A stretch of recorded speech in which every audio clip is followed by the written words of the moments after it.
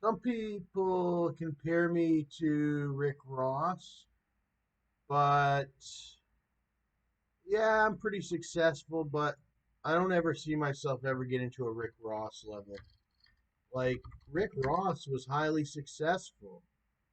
Like, he had that hit record and it made millions and millions of dollars. Every day I'm hustling. He's had countless amount of albums. I've been listening to him for 15 years and I still haven't listened to all his work. Like, he's got enough music that you could listen to a new song with him in it almost every day for years and years and years and years. Multiple songs, albums. Look at all the albums. Port of Miami, 2006. Trilla, 2008. Teflon Don, 2010. Deeper Than Rap, 2009. These were, see, that's what I say about 15, over 15 years. I've been listening to him since Port of Miami. And he just kept it going. Like, see, 2006. It started in 2006, and he had a little, I think he had some super underground mixtape and freestyles before his official album. That one blasted off. Great. That's Every Day I'm Hustling. That's pushing. Keep pushing it. Push it. All that. You had Trilla. That's another set of amazing records. Deeper Than Rap was another amazing amount of content. Teflon Don. And he was doing the videos with everything too. And a lot of them were very expensive from the get go. BMWs and very the cameras had cranes to operate them. Um they weren't like you go look you can see all of them um old videos and pictures of video shoots with Rick Ross. They're all very professional setups, like way more than even this. Like look at that Triple C's Go, and that song didn't even make much money. He's got he's got he's made so much money. There's he's got content that hasn't even generated much money. That's the thing about a lot of this. They have some of them have great songs, and they might only have 10,000 views or something. You're like, whoa, this song right here only it didn't make much money, and then you got other songs that did. But look, God Forgives I Don't, 2012. I remember all these. Mastermind, 2014. I remember when that came out. Those were the mastermind days. I remember he put us into that mastermind mood. He put us into that. I remember when God Forgives I Don't came out, I was scared. I was very fearful. That was around the time, see, John Gotti, I think one of his favorite albums was Teflon Don. Me and John Gotti used to listen to Teflon Don, and of course he liked Trilla, and he liked Port of Miami. But me and him had listened to Teflon Don in his Infinity QX56, and we used to listen to it all the time. And that is when John Gotti started rapping. And just 1 year later, he paid 10,000. Not Rick Ross, John Gotti. That's another rapper. You should search him up. He paid 10,000 to bring Gunplay to Canada, and that's when John Gotti learned how to like do the rap and all that. And we seen these videos from Canada. The We were watching these videos in Canada. They were releasing from Florida, but I lived in Florida for 6 or 7 years back in the day, and I'm actually related to Gunplay by marriage, far down the line, through his white heritage. Believe it or not, he has white heritage, and my stepmom Nikki is related to him through genetics or whatever. But we never. I don't think he even knows that, but he knows that he's heard around the grapevine that that I have been around Florida because I was really in Florida. I used to go to school in Florida, like school for real, like every day, and Tennessee. But school in Florida, I used to go to school, and I knew a lot of people in Florida. I was heavy in the streets as a kid. Like I never had a really nice computer from the get go or nothing. I had e-machines, and I never got into it too good. I just was kind of learning, but I was more out at the malls, out in the streets, at school, skateboarding, all different kinds of stuff I used to do.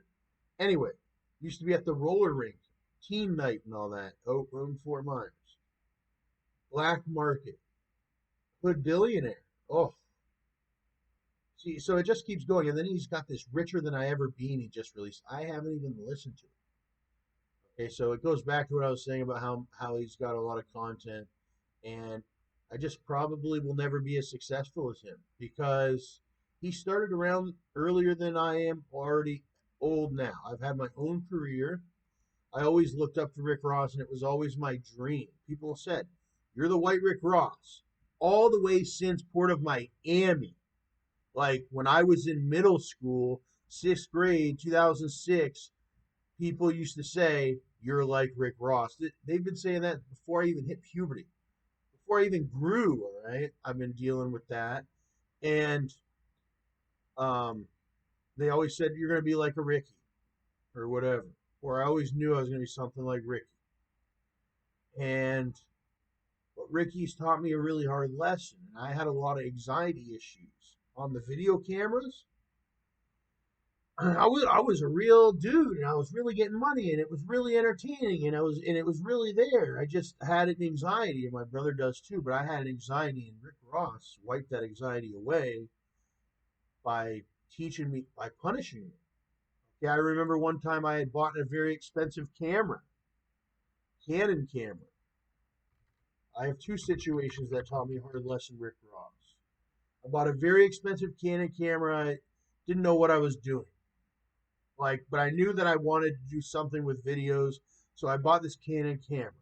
And I went to the to the movie theater, and I brought it with me, and I was carrying it around like I should have been, but I wasn't even pressing record and filming anything. I was like, had anxiety. I was nervous, so I was just like sitting there in the food court eating food, and the camera was sitting on the table, and it was not even recording. It should have been recording from the entirety of the get go, right? As soon as you get it out of the box. Like, but for that specific trip, I should have been recording from the Uber ride all the way. Like, I didn't understand it. So, guess who showed up? Rick Ross. Okay, because he was interested in signing me. This was in Brampton, Canada, at the Cineplex. I'll even show you a video. Brampton Cineplex. I didn't get this on video. He came up and he just swatted the camera off the table. And now I understand. At the time, I didn't understand. This was a couple of years ago back then. I was going through a lot of hard times. I've lost a lot of stuff. I was really a nurtured kid. I became very successful when I was young, and I just never was out in the streets. And I was all alone, and I had anxiety about filming, even though I want. This was a great video. It would have been a great video. Me at the movie theaters, and I got great Instagrams. But at the time, I wasn't very good at YouTube. I was still doing Instagram. I was just learning Instagram. Then I just destroyed Instagram, and now I'm on YouTube completely and everything. Instagram is just like Instagram, and I have all my pictures and everything on there and whatnot. Okay, but he was. I understand. He was mad. He was like, "You're wasting time. Learn this lesson." He swatted it, boom, and it hit the freaking ground right in this theater here. Um, and what is it called? Not inside the movie theater, but over by the food court and everything. That was one time Rick Ross. He showed up to be on my vlog. See, I was blowing up on vlogs around that time. And Rick, I had been messing with him and Gunplay and everything since 2011. He came to be on StacksAMilli vlogs. And I wasn't even filming. He was supposed to make his appearance while I was eating like expensive movie theater food. Like in their food court and whatnot. And then so that taught me a lesson, like you can lose it if you're not using it. Like for real. Like so he swatted it right off the table and I almost like completely lost it. And I ended up getting robbed for that camera anyway. So that $600 or whatever I spent and work, I remember working so hard. I was dreaming to get that camera, dreaming to get that camera. And then for what? That camera was a complete waste, and I had to get a new one. And then I did a couple videos on that one. Now I understand it. Every living second is a picture. It's a movie. Every second, everything is monetizable. You want to capture as much as you can. Every breathing, every little movement is a pose. That's what Rick Ross taught me. And I had a brand new iPhone XR or whatever it was. When they first came out, I had it credited to me. And I fucking was doing the same thing. I was sitting there in London in a good area. Would have looked good, great. So I had this iPhone XR. And I'm fucking sitting there or whatever. And I don't even film or whatever. He knocks right on my fucking hand. I trip him or whatever. He hit his knee. Gunplay was like, oh, whatever.